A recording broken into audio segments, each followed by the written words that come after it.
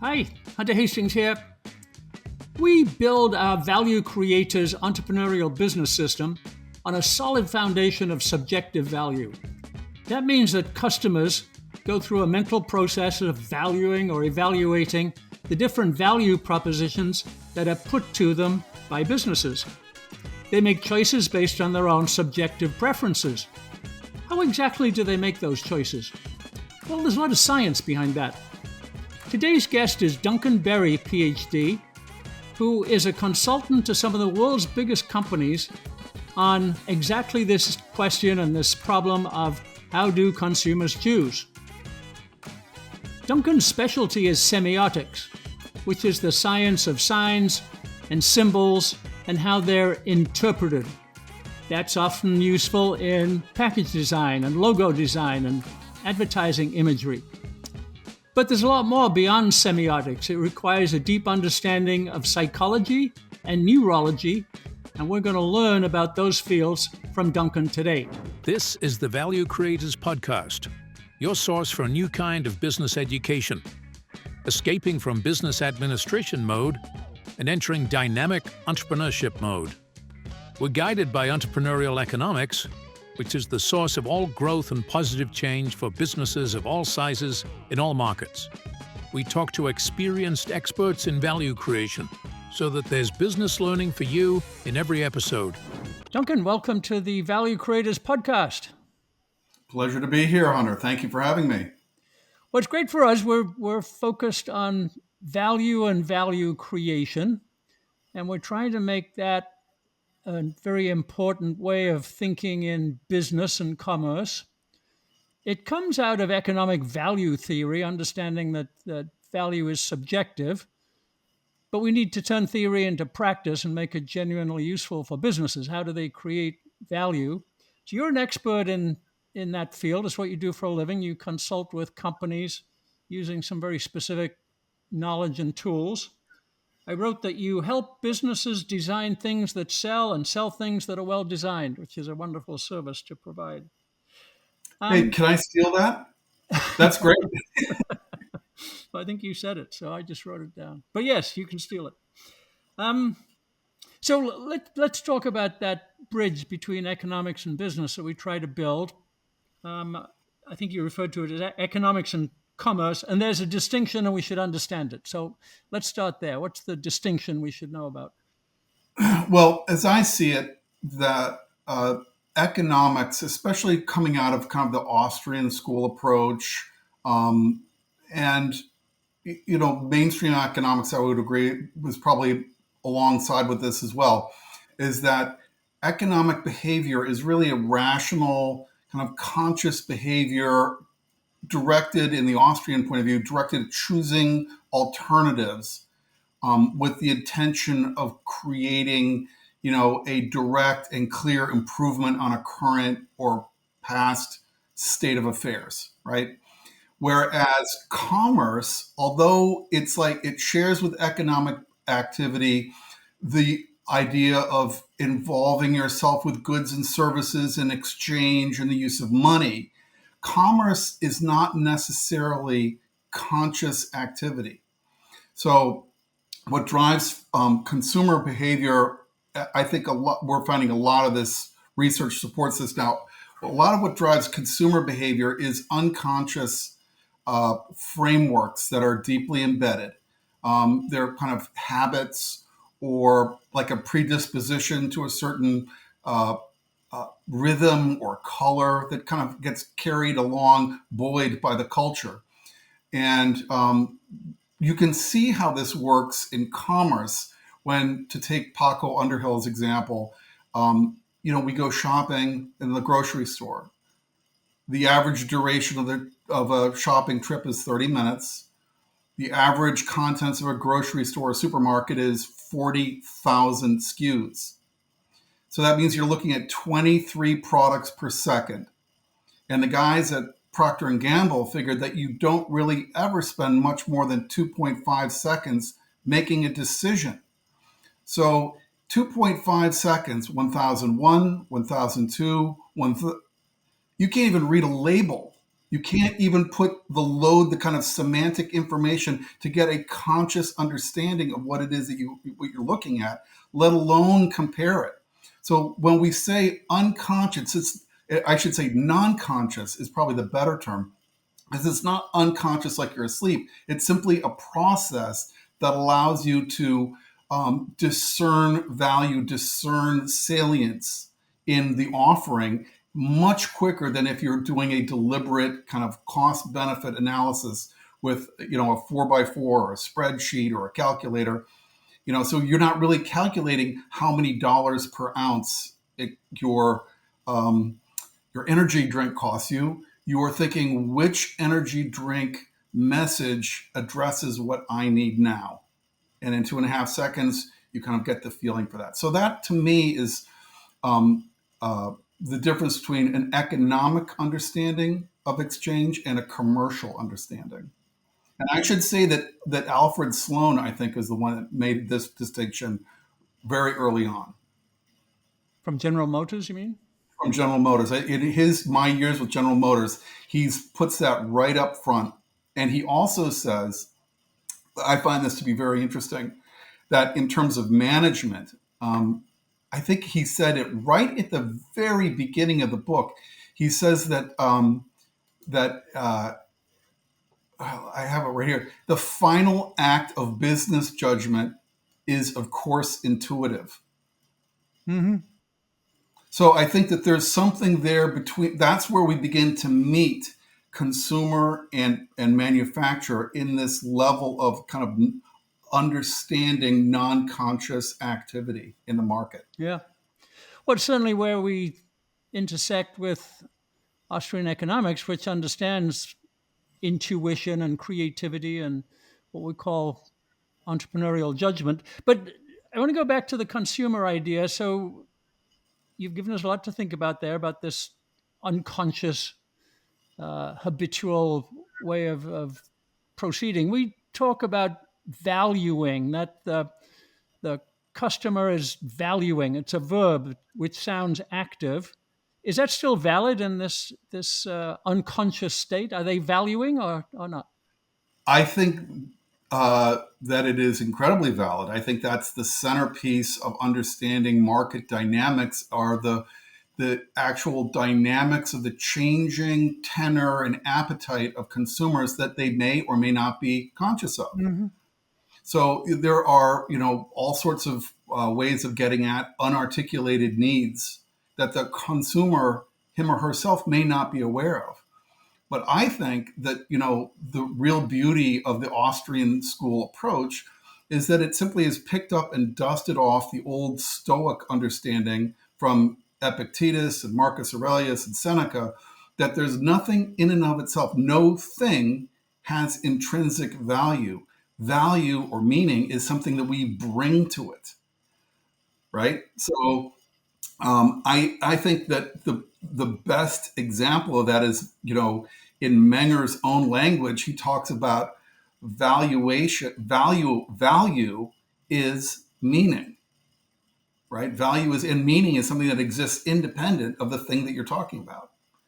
So. Yep. So help us with our other term then. We use the term value creators. We think it's the customer who's the value creator, because right, without them doing the valuing and without them having the experience, there's no value. Is that a valid way to think as well?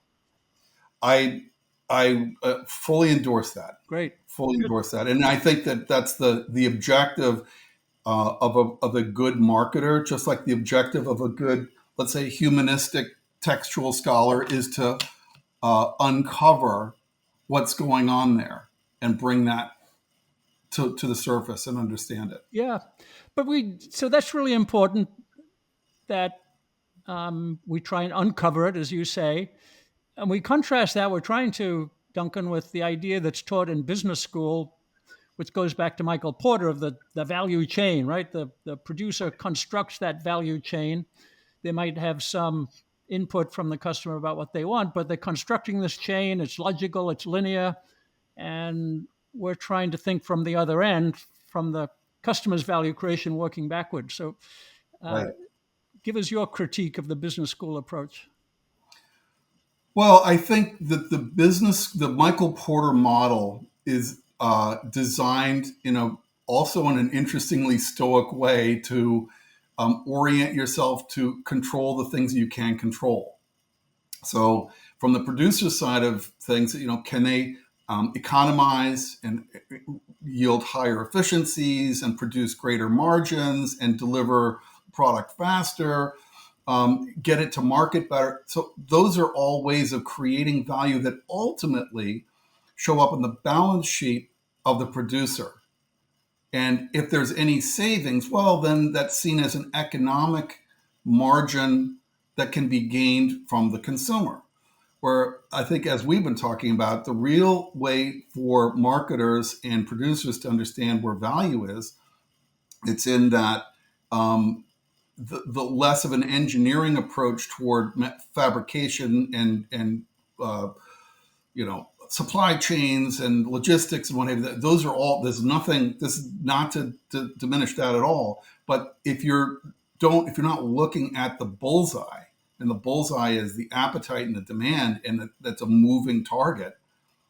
It's look at Kodak, right? I mean, they kind of whittled that point down to the fact that there was nothing left. So Yeah.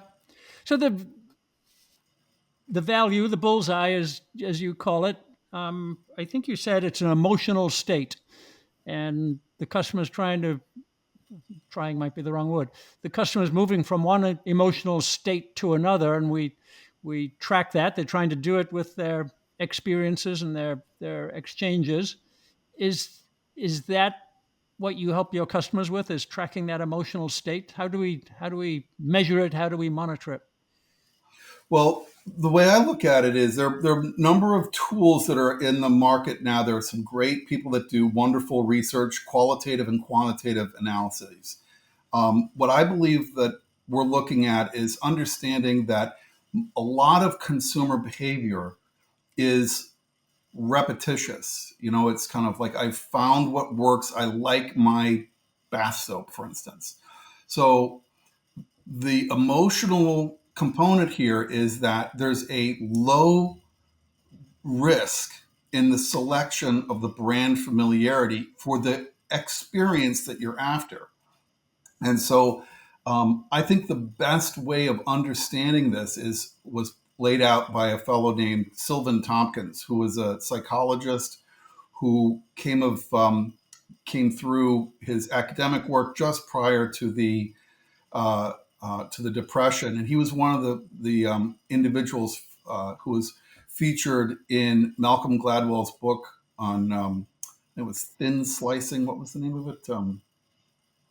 A number of years ago. Anyway, Yeah, I recall. he talks about Tompkins, and what Tompkins was able to do is to discover what he called these emotional scripts. That essentially, when we go back and we engage in certain kind of habitual behavior or repetitive behavior, we're looking to reactivate a familiar emotional satisfaction that's usually, again, below the threshold of consciousness. So in my regard, how does this play out in commerce? It plays out in ways, for instance, when what activates people to go after a specific product when they want to clean their dishes. Well, there are all sorts of ways to account for this, but the primal emotional or affect basis for that is people want to remove the risk of getting sick from poisonous or rotten food. And it's a pre-conscious thing. It's actually, we all experience these primal emotions, and primary emotions like disgust, or when you kind of turn your nose up and your mouth goes up and you kind of have this anticipatory response to a terrible rotten smell like meat. And the reason we have that is because the people who did not have that response would go ahead and eat the meat, get sick, and not reproduce. So there's these emotional toolkit that we have on this non-conscious level allows us to filter out a lot of noise in our environment and attend to the satisfaction of something that's very primal. So with the cleaning of like laundry, of clothes, of dishes, and what have you, there's this very simple but remote. This is no longer a matter of life and death, but it's still kind of and we're in this biological echo chamber of these signals being sent throughout the system. And the way our nervous system is set up is that, I think we talked about this before, we process basically 11 million bits of information per second through our central nervous system. So those are all everything from respiration to pangs of hunger to monitoring our blood. And of that 11 million bits, fully 10 million bits deal with what's coming through our optic nerve. And of those 11 million bits and that 10 million visual bits, only roughly 7 to 8 bits or 10 characters make it into conscious awareness. So what that's saying is the reason why it's very difficult for us to, let's say, remember a 10-digit phone number is because it's just over the threshold of what we can One too hold. many. One too many. So that's why if I were to say to somebody, oh, here's my number, 1, 2, 3, 4, 5, 6, 7, 8, 9, and 10. And people would have to repeat the number if it's out of sequence because they can't keep all those numbers independently, statically fixed. That's our cognitive threshold. So these emotional scripts, for instance, when we have this feeling, this tone in our body that we've got a solution, that we're looking for the solution, the imagery that satisfies that tone or that reactivates that familiar resolution in Misesian terms, right? That satisfaction Mhm. of a replacement of an unsatisfactory for a satisfactory state of affairs. That script gets reactivated every time. And so when you want to, let's say, try something new, you're going to look at your own inner system, right? You're not consciously doing it, but it gets tried with uncertainty. And so you have to test the signals in that 2.5 seconds to see, hey, this might work or this might not work, or is it worth the risk, or if it's less expensive. So these are all the things that get loaded up. And as my way of thinking about it, these emotional factors, emotion is kind of like a generalized, I'm using a general non-clinical term here, but I would say that, when you see the studies on how this works, we value things very quickly. Like there's a landmark study about websites that we have a positive negative reaction to websites within 50 milliseconds, 50/1000th of a Mm. second. There's no way you can be conscious of that. So we have to rely on these things. So how do we get customers to change then, Duncan? So they've got these emotional scripts that they keep reverting to that they like. They've got pre-conscious biases or frameworks that they're dealing with. They've found out what works. How do we, in that tiny window of opportunity, how do we get them to think about changing, about making a different decision? Well, in this instance, what I try and draw on, and so in my practice, a lot of these different methods and disciplines kind of have an overlapping, interlacing effect. And so I think the best way to think about this particular question is to see it as how to make people make that unconscious inference. What are those inferences based on? Is it like a simple inductive inference where the higher number, the ranking of numbers, and the higher number means more in the package or less in the package? Or is it or a deductive scenario where you've purchased something from, let's say, let's use something else. Like you've purchased a Chrysler before, and you like Chrysler, or your grandfather drove a Chrysler, so deductively you kind of load that up. Or is it something where there's much greater uncertainty, where you have to make a guess, which is called an abductive inference? And so what I like to do is understand, to kind of block out in a logical framework, what are these inferences? How do they map out? So when you plot out the set of considered alternatives, what are the signals? What are the properties of the sign, right, of the Mm-hmm. packet that are creating some kind of resonance? And what is the tolerance for moving away or toward something that they're familiar with? So that's kind of the Yeah. longer answer. But abductive inference is blocking out those non-conscious processes. Well, I'd like to go deeper there because that strikes me as abductive sounds real world, whereas inductive, the empiricists want us to be all numbers and all logical positivism, and deductive, the Austrians want us to be strictly a priori and perfect Right. logicians, and abductive sounds like real people doing real things. So, um, walk us through that with an example, perhaps, Duncan, Okay. to get us to understand abduction. It's really important.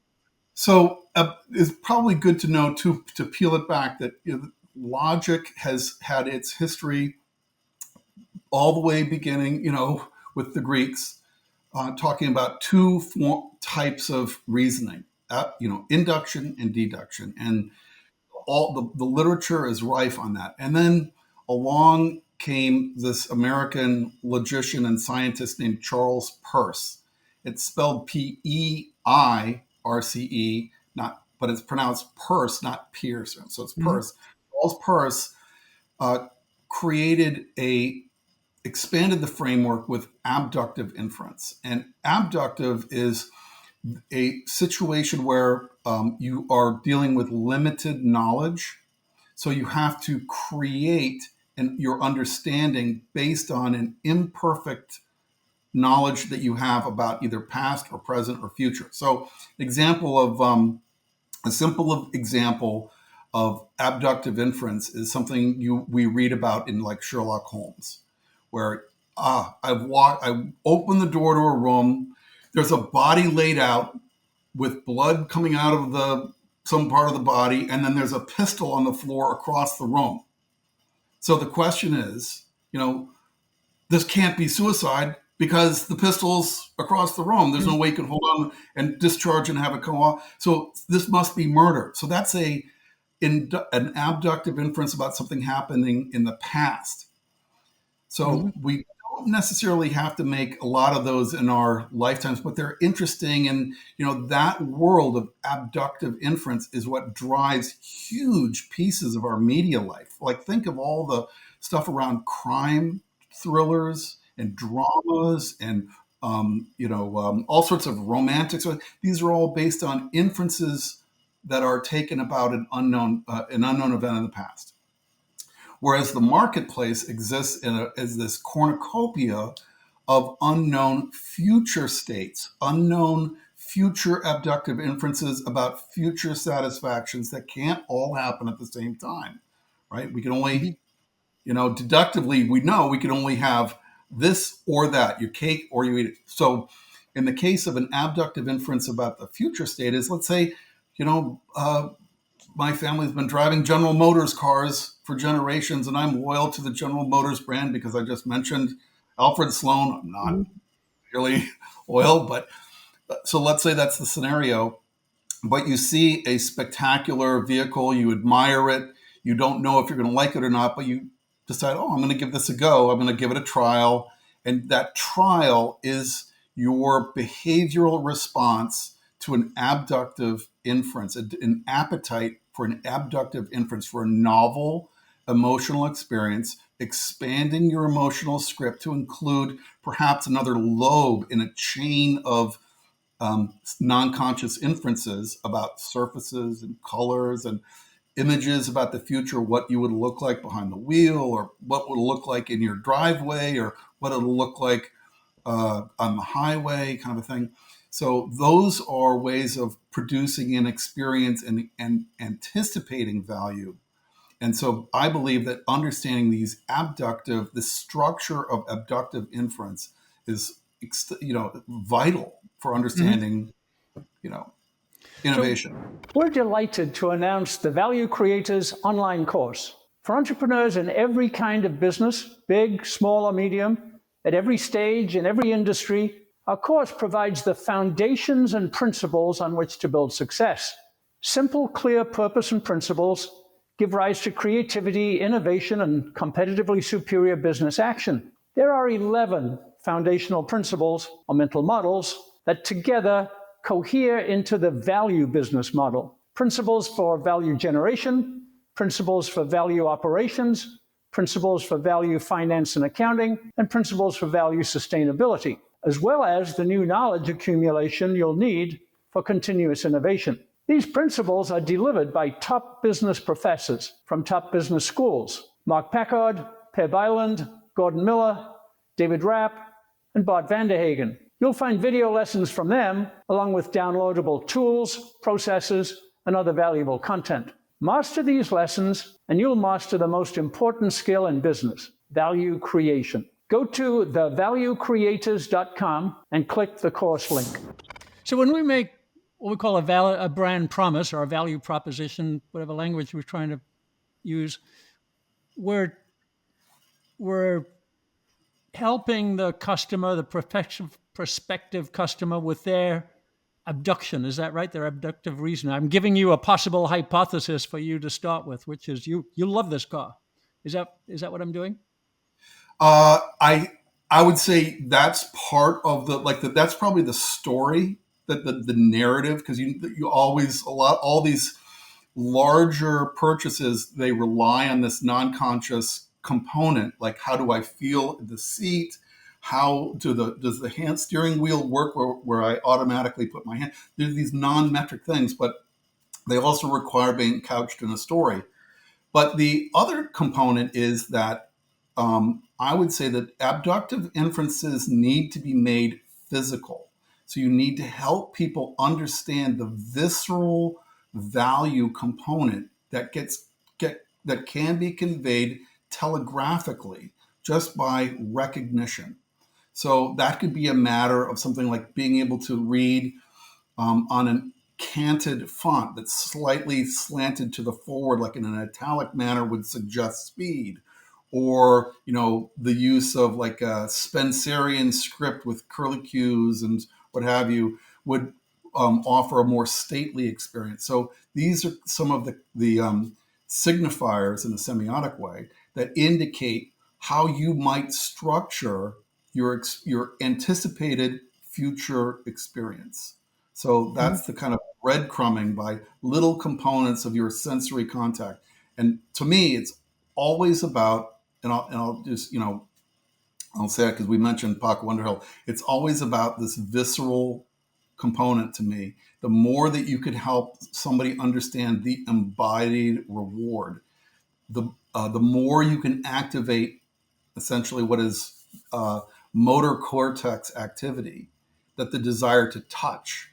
And particularly in a retail environment, Paco Underhill said, that if somebody reaches out on a shelf and touches something, they are 700% more likely to purchase, because they believe that the chain of possession starts with touch.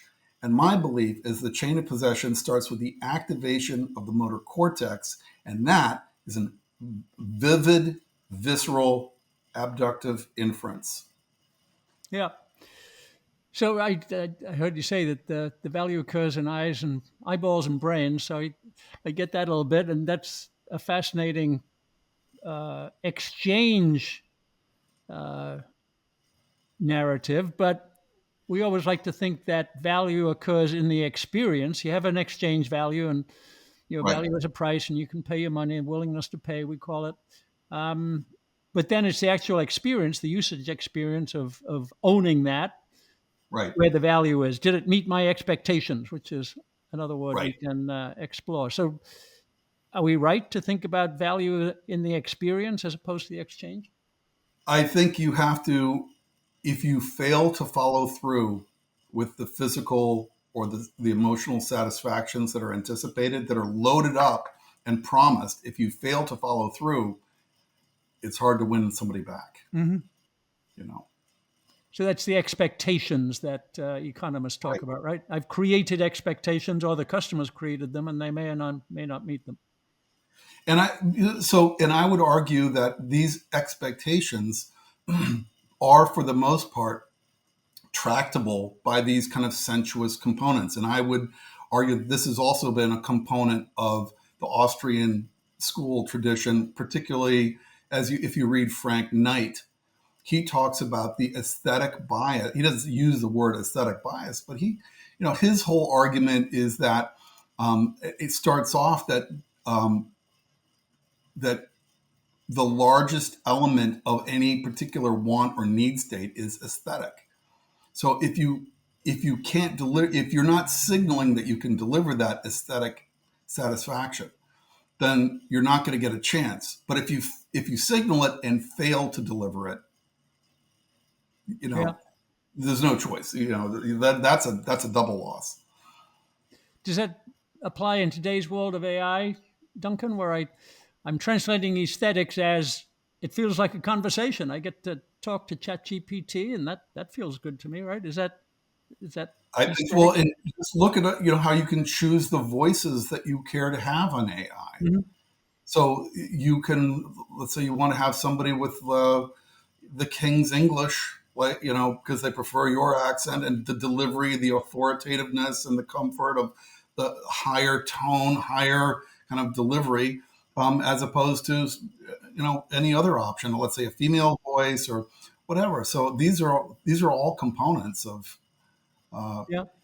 our universe of choice. So I want to go back to another word that you used, and it's important for us to understand, and that is semiotics.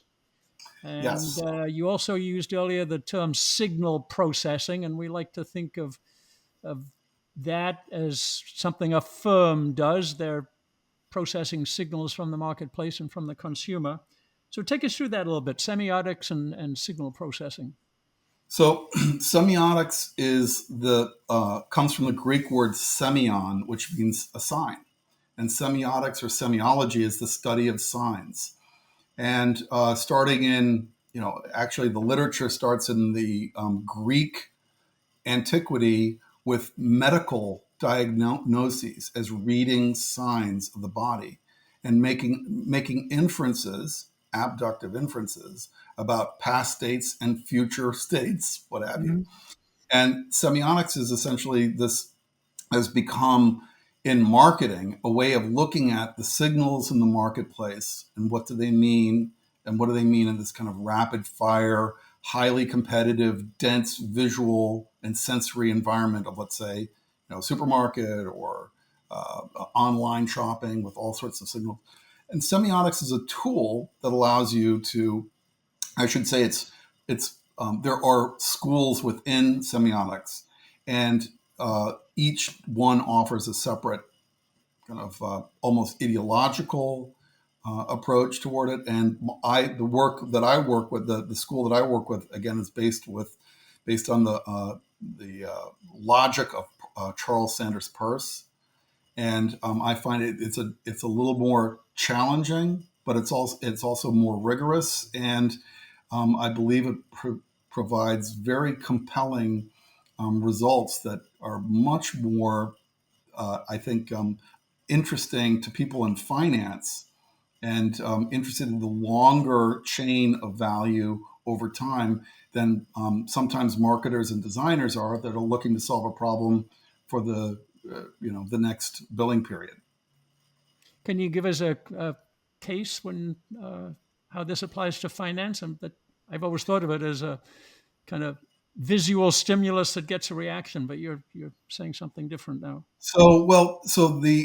I should say that one of the pieces of work that I was involved in a number of years ago with a global pharma company was targeting a oncology ad toward physicians, and it was presenting a case for the adoption of this medicine for cancer treatment. And it was a print ad, and the pharma company wanted to understand why they couldn't move the needle with it. Well, in doing this research on, for instance, this business of the emotional scripts, that essentially it was found out that oncologists were not particularly interested in patient life per se. They were interested in solving problems. So presenting the drug as an empathy generating humanitarian gesture to the world was not resonating with oncologists. Oncologists wanted to see a solved puzzle or a shortcut to the bottom, the best possible outcome to, kill the virus or whatever the element was that in this particular drug. Well, that was a revelation to the finance people who'd say, we've been going at this all wrong. This is not, we should not be. You see the same thing with bankers as well, believe it or not.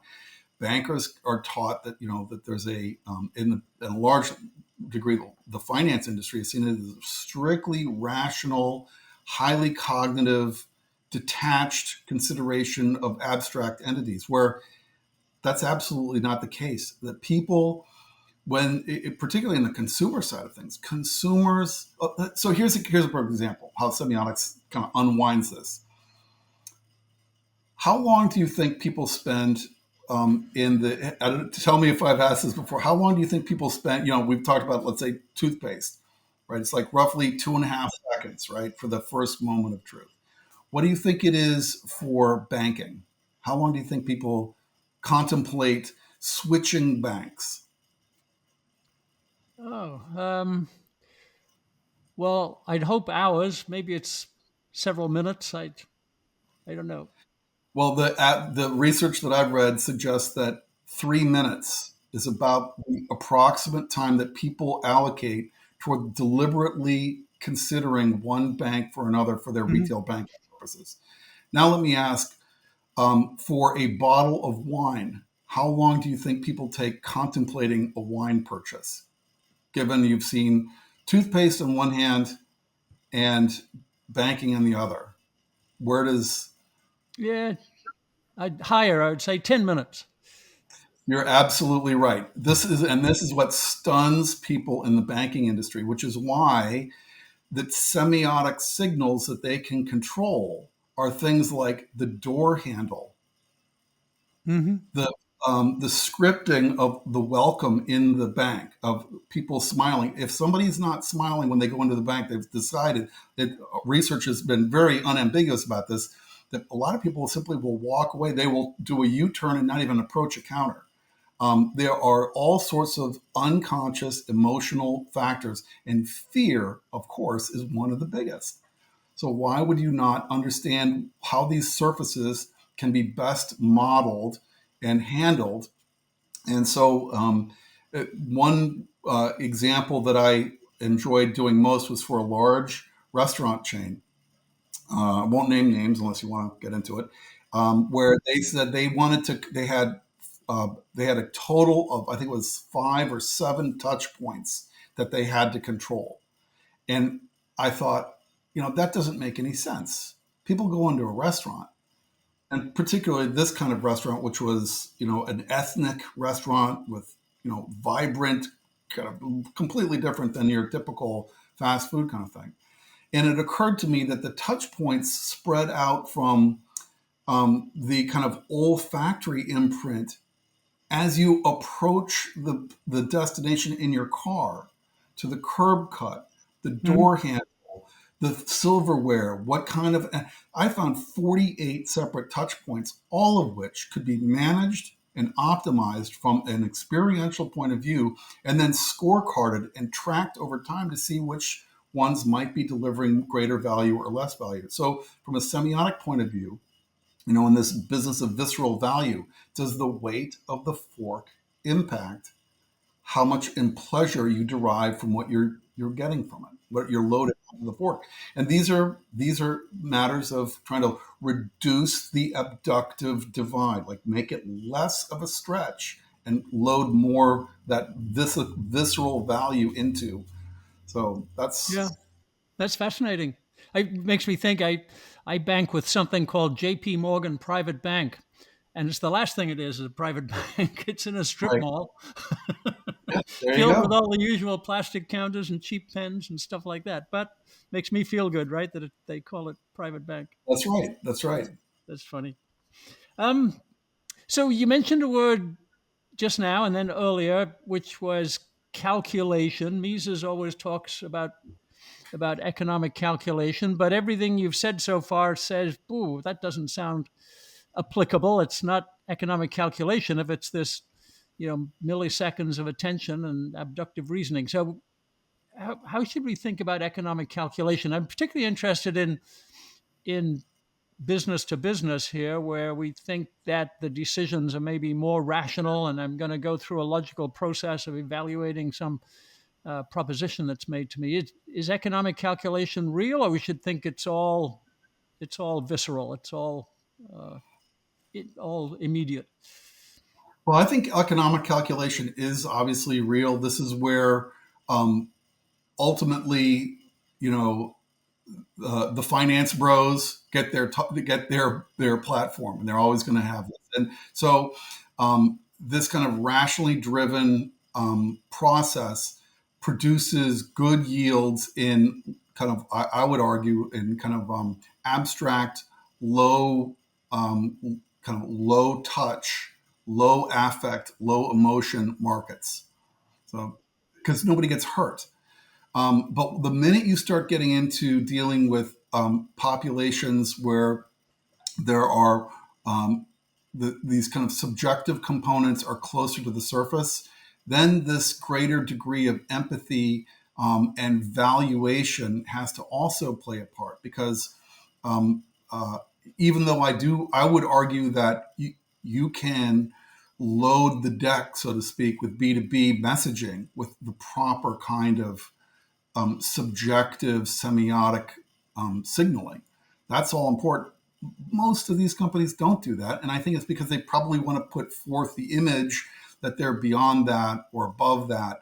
Um, but they're missing that, initial 2.5 seconds of understanding the significance of a font, even, So, but I do think that valuation is the name of the game for commerce, right? And that calculation is the economic game. So in marketplaces, consumer marketplaces, I do think valuation is the process. Yeah. Okay. So that takes us to another function, if I can use that term, which is design, Right. Duncan. So we say that we've got some kind of an understanding of this abductive inference by the customers. We know their emotional state. Maybe we even know some of their emotional scripts. And we talk about design as working backwards from that. That's my end point. I'm going to work back and see if I can design a proposition or an experience. Is again, I'm going to ask you: is that a valid term? Can I design? And if I can, what form does that take? How do I design? Absolutely. And I think that that's the primary role of design and why designers are, despite the kind of commodification that we're seeing with AI in the kind of the graphics market, robust design, the way we're talking about it, nuanced design, will always have a role to play because design and a gifted designer is the entity that has the pulse, the rhythmic breathing, the sensitive tissue at the end of the fingertips, Mm-hmm. the kind of appreciation for gradations of color and saturations and olfaction and also the full sensory panoply, the whole sensorium.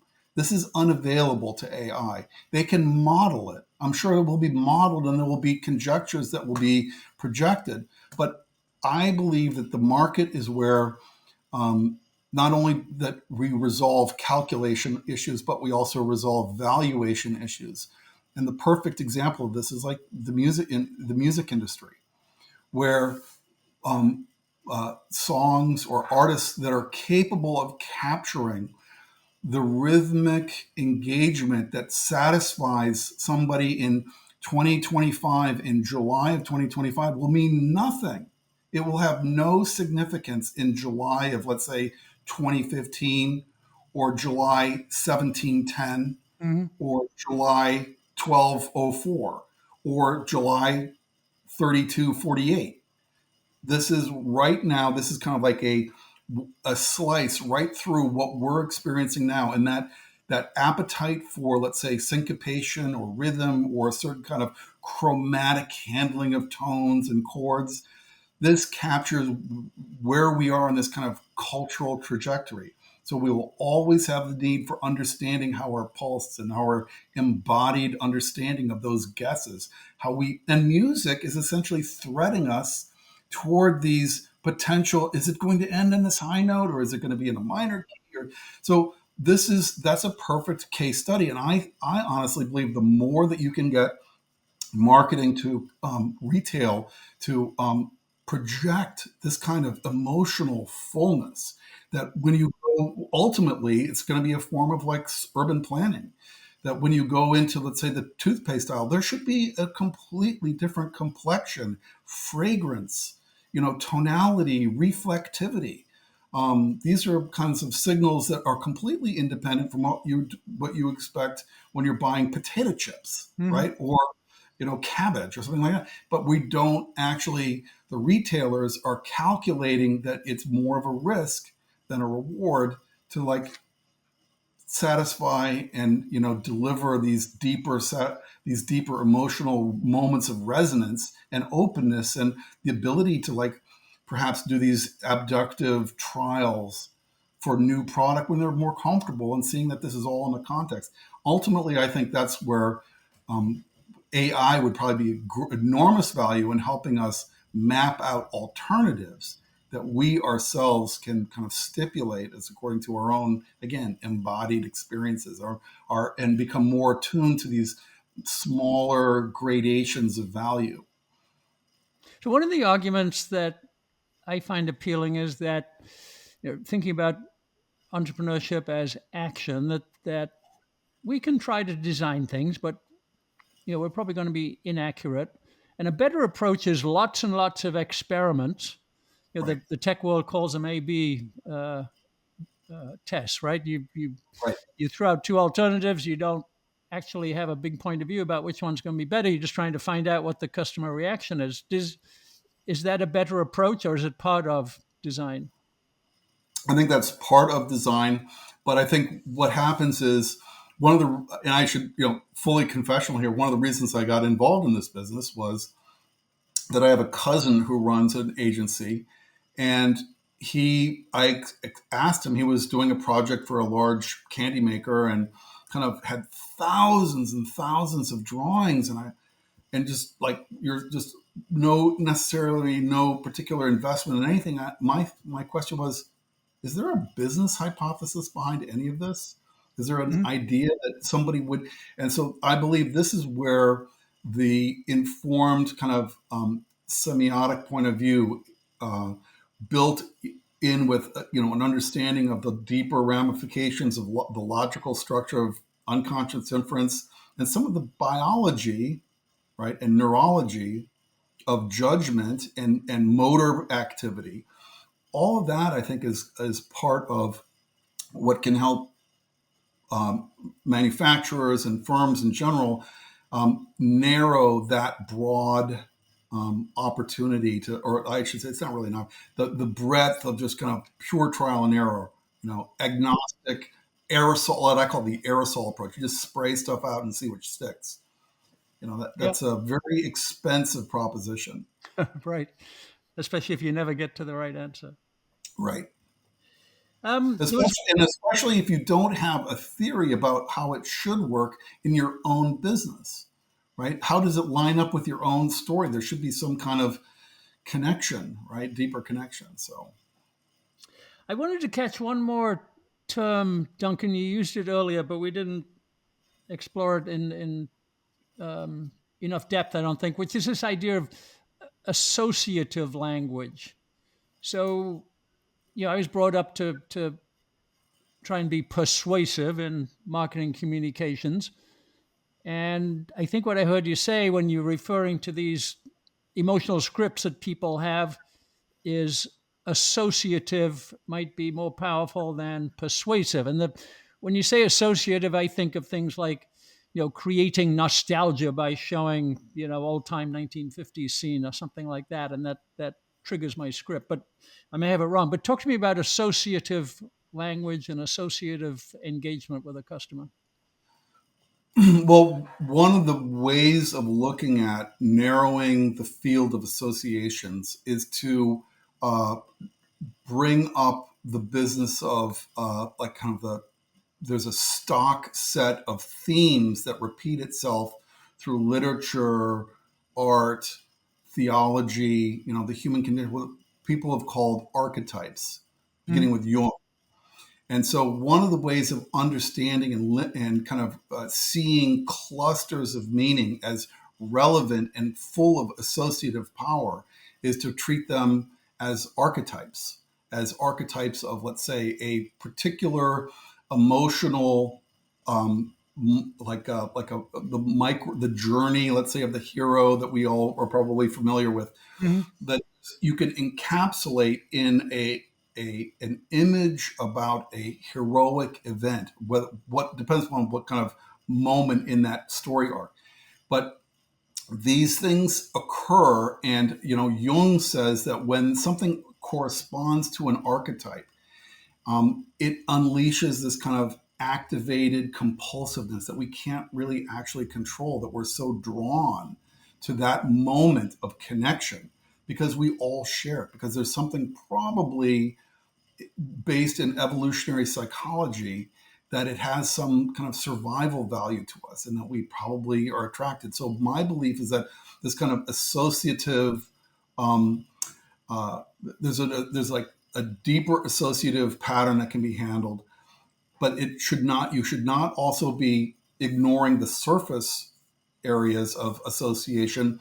And I use a number of semantic tools that allow me to create these word trees, these kind of constellations with, depending upon the concept, hundreds of nodes that kind of spread out. You can see patterns, and if you move into one meaning or another, the whole constellation can move.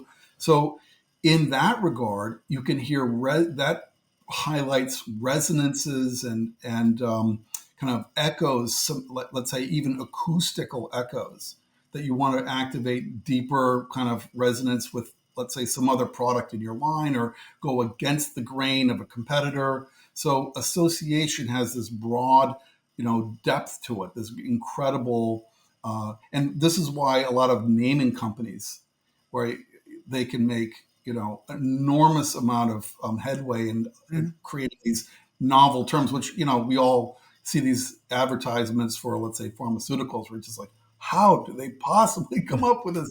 But it's because the variables and the factors for the analysis are actually almost endless. So yeah, but modern names of pharmaceuticals and cars tend to be, I find them non-associative, right? I have no idea what they well, mean. that's the probably the unintended consequences. Yeah, like Having no investment and no business hypothesis, right? yeah, good point. What is Keytruda? That's Right. well, we've surveyed a lot of territory, Duncan. I'm going to wrap it up there for time, but thank you so much for that. Thank you. What a pleasure to talk. I always enjoy our conversations, so I hope we can continue. Oh yeah, we'll talk again soon. Is there any place that you direct people interested in your work or in you or in any of the content we've talked about? Well, I have a Send them to explore. out-of-date website called Applied Iconology. It's applied-iconology.com.